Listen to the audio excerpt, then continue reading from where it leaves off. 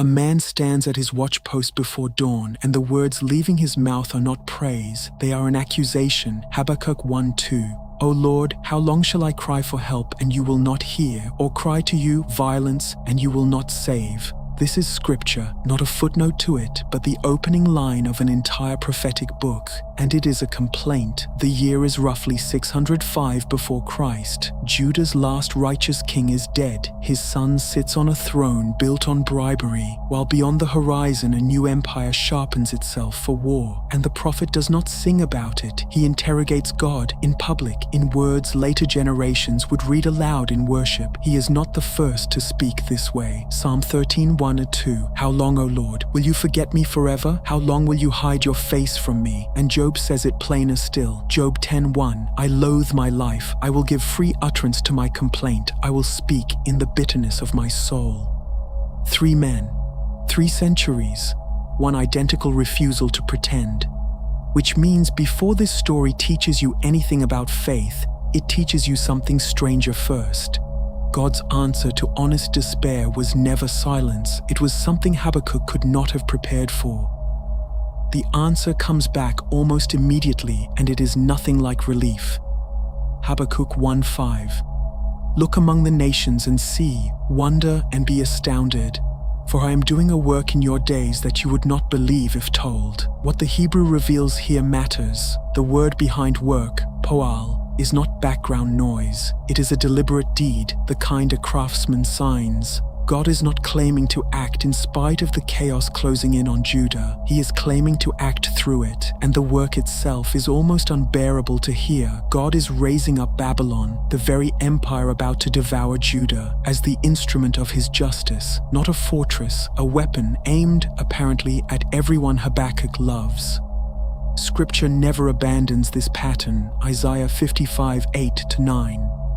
For my thoughts are not your thoughts, neither are your ways my ways, declares the Lord. Centuries later, the Apostle Paul would quote Habakkuk's own warning to a synagogue in Antioch, almost word for word, Acts 13:41. Look, you scoffers, be astounded and perish, for I am doing a work in your days, a work that you will not believe, even if one tells it to you. The same divine strangeness, the same human refusal to see it coming, because if God once used a pagan empire as the shape of mercy, the very thing you cannot make sense of right now may never have been a malfunction. It may be a method. There is a moment every person reaches when the only honest thing left to do is stop demanding an answer and go stand somewhere to wait for one.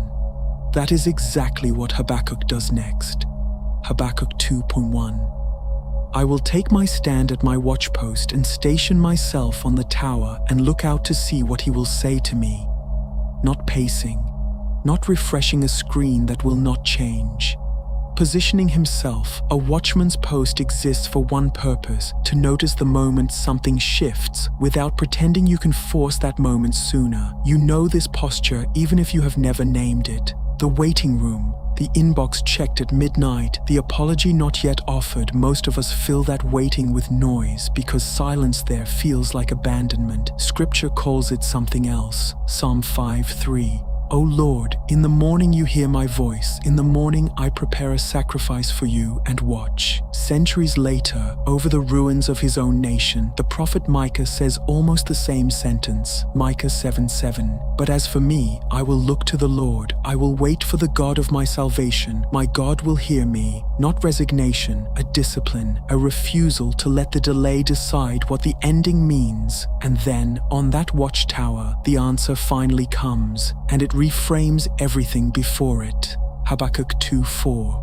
Behold, his soul is puffed up. It is not upright within him, but the righteous shall live by his faith. One sentence, barely more than a breath, and it becomes the hinge an entire testament of Scripture would turn on. The proud, Babylon, and every empire since built on the illusion of self-sufficiency stumble eventually beneath the weight of their own certainty. But the righteous do not survive by strength or by winning the argument with God. They survive by an anchor no army can requisition: faith, Centuries later, a former Pharisee named Paul would take this line from a minor, nearly forgotten prophet and make it the foundation of his entire theology. Romans 1:17, "For in it the righteousness of God is revealed from faith for faith, as it is written, the righteous shall live by faith." He says it again to the churches of Galatia, Galatians 3:11, "The righteous shall live by faith." A single sentence spoken to a terrified prophet on a dying kingdom's watchtower becomes the cornerstone an entire reformation would later be rebuilt upon, which means the real revelation was never that God would rescue Judah from Babylon. It is that rescue was never the anchor to begin with. Faith was. So Habakkuk, who opened this book demanding to know why God was silent, closes it somewhere almost impossible to reach honestly. In song, Habakkuk 3:17-18, "Though the fig tree should not blossom, nor fruit be on the vines, though the flock be cut off from the fold, and there be no herd in the stalls, yet I will rejoice in the Lord, I will take joy in the God of my salvation." Every visible source of security in his world gone, and joy remains standing anyway.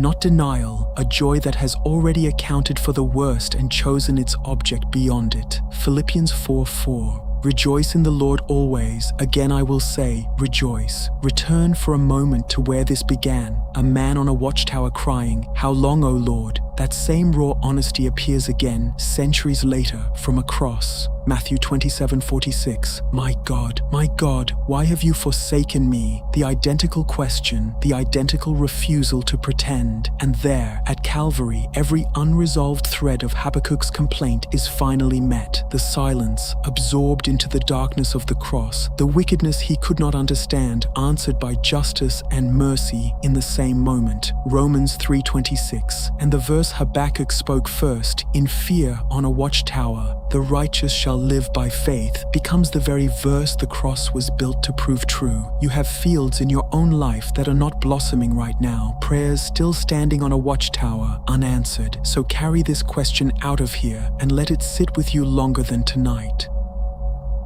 When everything visible has been stripped away and nothing remains to prove God is still there, will you discover your faith was still standing, or discover only then what it was actually anchored to?